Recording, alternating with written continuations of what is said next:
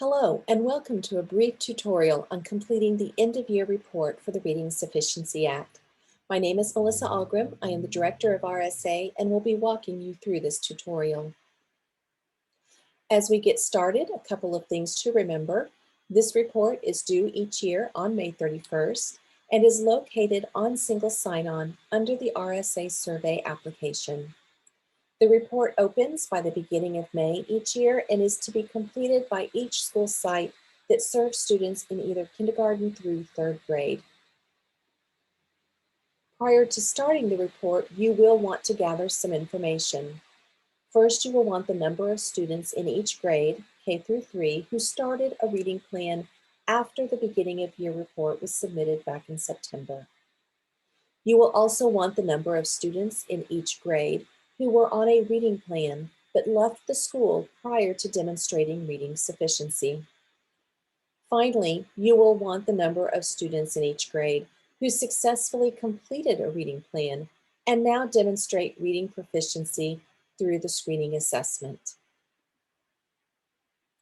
When you log into Single Sign-On, you will first look for the Reading Sufficiency Act survey application.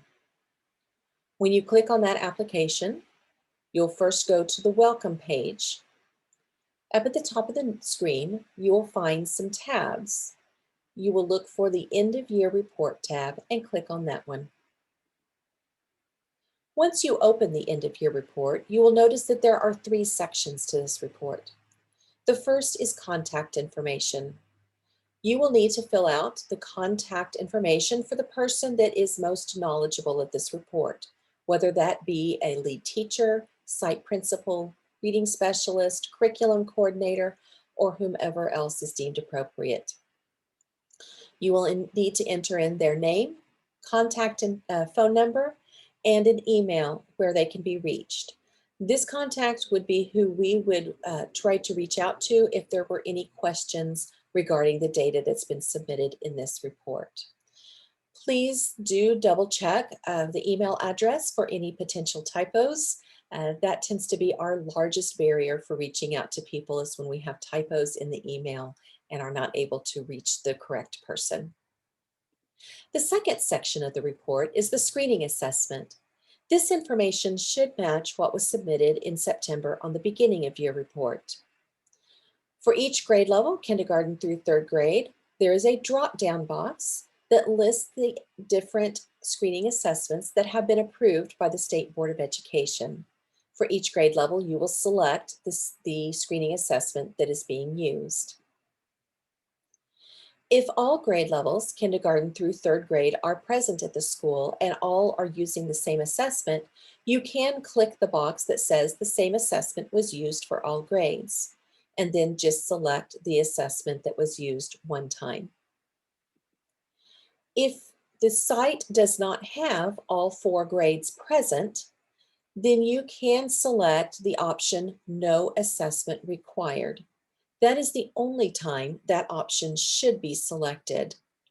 In the sample that's on the screen, this site serves first through third grade, but does not have kindergarten available at the site. So they've selected No Assessment Required for kindergarten, and then selected the assessment being used for first, second, and third grade. The third section is for student data. You will notice up at the top, there are directions to remind you for each column what type of data is being needed in that column. For each, you'll also notice that the initial information from the beginning of year report is already preloaded. These are the number of students that were turned in at the beginning of year that were considered to be at risk or on a reading plan. So for each grade level, you will then enter in each of those data points. So for kindergarten, in this sample, there were 15 students at the beginning of the year identified as at risk for reading difficulties and placed on a reading plan. After that beginning of year report was completed, there were 4 additional kindergarten students throughout the year that were deemed as at risk and needed to be placed on a reading plan. These could be students that were identified at the middle of the year, or maybe that moved in after the beginning of year and were given an initial screening upon moving into the school and found to be needing some intervention. There were also in this sample 2 students who exited the program, who left the school, probably moved away to a different school, but yet did not show that they were on level prior to moving away. And finally, by the end of the year, there were 8 students that completed their reading plan, their reading program, are now shown to be reading on grade level. Okay, so you will do that for each of the grade levels. Right there, we see that we have filled out that information. Notice that in the last column, those numbers have not changed and you do not have the ability to change them.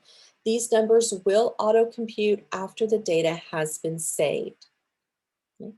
At the bottom of the screen, you'll notice there are some buttons like Save and Certify. If you are not the superintendent or the superintendent's designee, you will not see the Certify button. So don't worry about that one. But if all of your data is correct, you will want to click that Save button. Okay.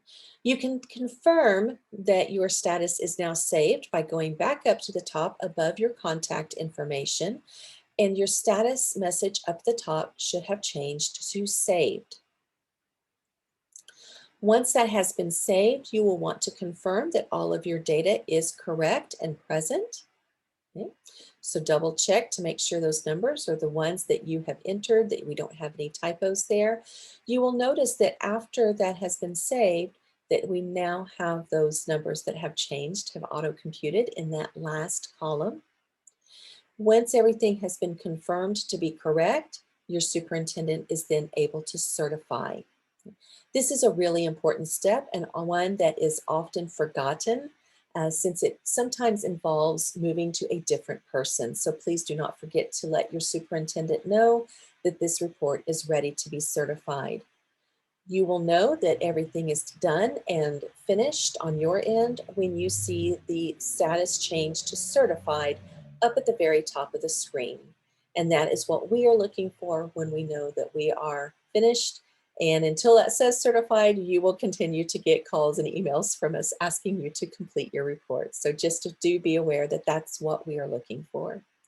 If you do have any questions or have any concerns that you're needing to work through, please don't hesitate to reach out and let us know. My name again is Melissa Algren. You can reach me at my email or our office phones.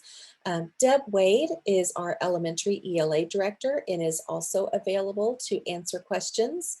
And Judy Cummings, our literacy coordinator, is also available to help. If there's anything we can do to help with that, let us know. And thank you for taking the time, but not only to watch this tutorial, but also to complete your report. Don't forget by May 31st. Thank you.